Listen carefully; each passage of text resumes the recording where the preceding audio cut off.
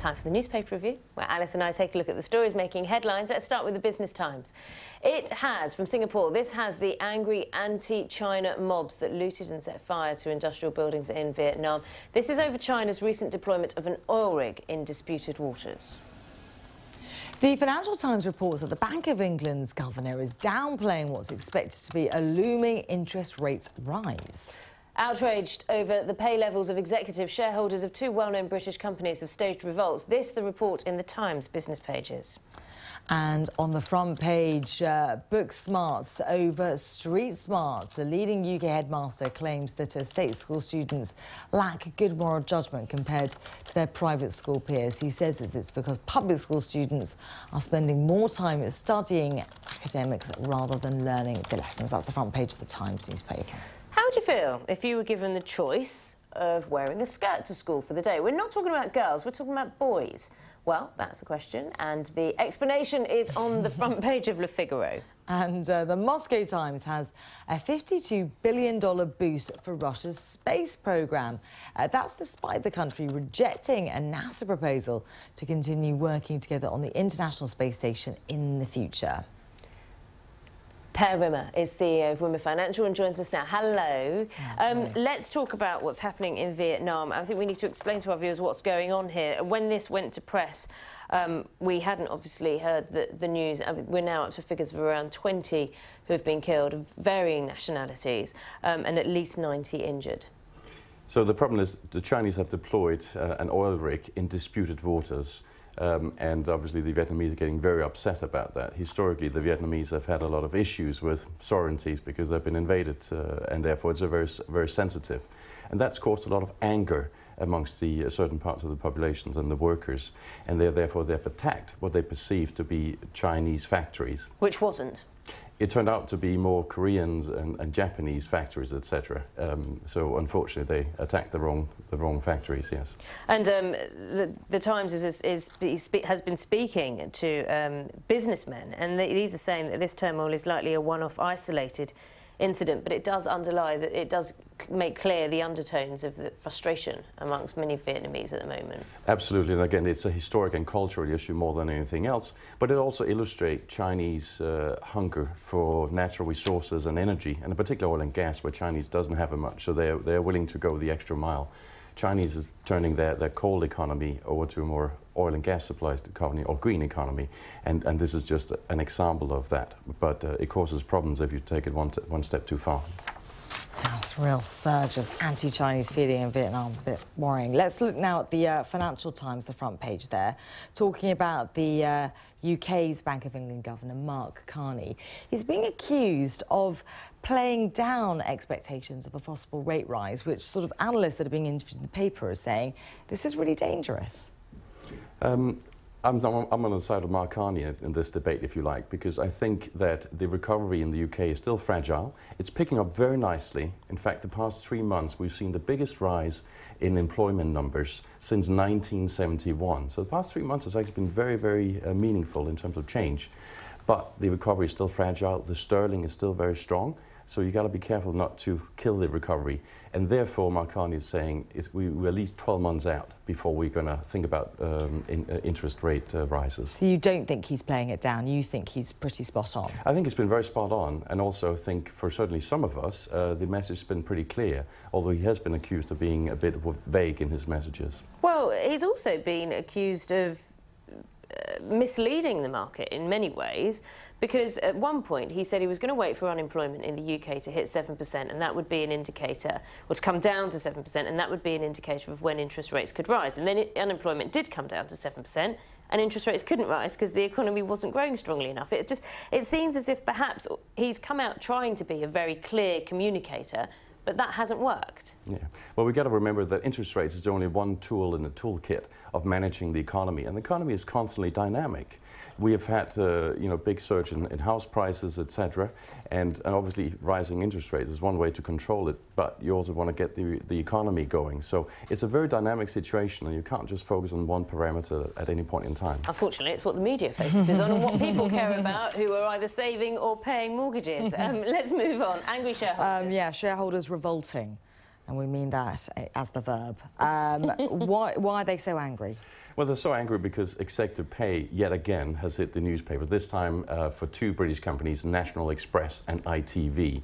I guess ITV being perhaps the highest one in this case, which is where the chief executive was paid more than £8 million last year, which is quite a lot of money. It's a lot of money. It's not quite a lot of money, it's a hell of a lot of money. Exactly. And therefore, the big question here is then, is anybody worth that much? Can you really change things around? Yes, ITV has had a nice turnaround, and so has National Express for that matter, but how much is it worth? At the end of the day, it is the market that decides it. It is a market for talent, if you like. And there you go, ITV shares the worst performing on the FTSE 100 yesterday. So clearly it's not performing too brilliantly, is it? No, that's right. There are also other companies, though, who are bowing to pressure. I mean, you've got HSBC, which has bowed to pressure from the shareholders and cut the size of its chairman's bonus. So companies are listening, are they? Yeah, well, some are certainly, and in the financial sector where there's been so much pressure, I think they have. But if you take something like National Express, where there's been a genuine turnaround, I mean, there's really been real change happening there. Arguably, the chief exec should be paid something for that, for delivering that. Otherwise, they're not incentive. So it's a fine balance all the time with the various stakeholders, the management, the employer, the employees, and the rest of the community. So we say the verb revolting shareholders. Perhaps the chief execs and the chairmen are. Perhaps we can read it that way. Now, state school educated, I was. Were you? I was also state school educated. I was half and half. Half and half. So you're perhaps very well placed for this next story. Explain what's going on in the front page of the Times, Per. Well, there's in this race to sort of become better students and focus on the academic achievements is taking up everything. So there's no bandwidth anymore for the ethical side of it and knowing what's right and what's wrong.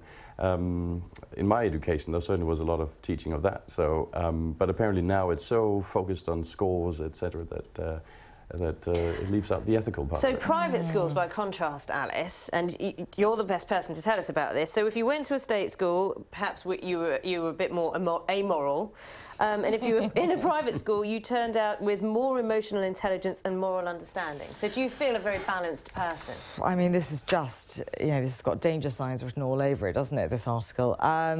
It's worrying, isn't it? I mean, what this article doesn't really talk about, because it is quite short, is obviously that a lot of teachers in state schools have much bigger classes to deal with, much more ethnic diversity inside the schools, potential language barriers. Perhaps there's not a lot of time for sort of extracurricular type activities and just schools. Focusing on results. Yeah. Well, perhaps the answer is skirts for boys. Yeah, there's an Let's take a look at Le Figaro. Interesting story. So in France, in Nantes, they have sort of encouraged, not forced, but encouraged boys on a particular day to wear skirts, just in the spirit of equality. Now, I think we're all for equality amongst the sexes, etc. But the debate here is, have you pushed it too far? Should boys really wear skirts to school just to make that point? Unsurprisingly, some people have criticised the movement, including some anti-gay marriage groups inside France. I mean, the idea is, isn't it, that there are criticisms that boys are receiving preferential treatment. There's a notion that gender is a social construct on the national education system. So it's just basically trying to break down barriers, but perhaps going a little step too far.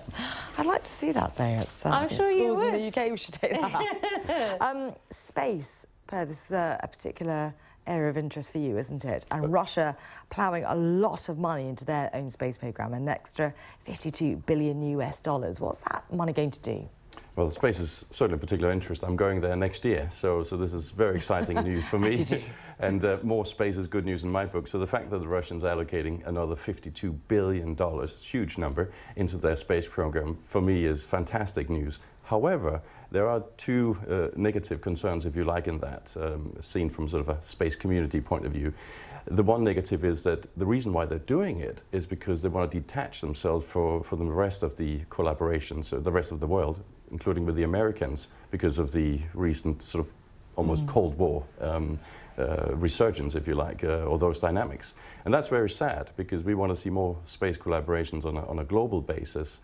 And the collaboration on the International Space Station runs out in 2020, and the Russians are now shifting gear and saying, that was that. now we're going to do something completely different and independent, and that's quite sad. The other thing that's on a personal note a little bit sad is that that also means they're going to pour in a lot of money into places like Baikonur in Kazakhstan, where they have rented where the Russians are renting the launch bases, and it's such a historic place and so beautifully because it still has the era of Sputnik and Gagarin and all that stuff. So when you're down there, you really feel the wings of history, and now you're going to come with some modern facilities and stuff like that. It's quite sad, really. I like the sort of historic way of looking at space there. Interesting insight there, Per. Thanks very much. Per Wimmer there from Wimmer Financial. Alice and I will see you at the top of the hour. If we don't, do have a very good day. We'll see you soon. See you soon.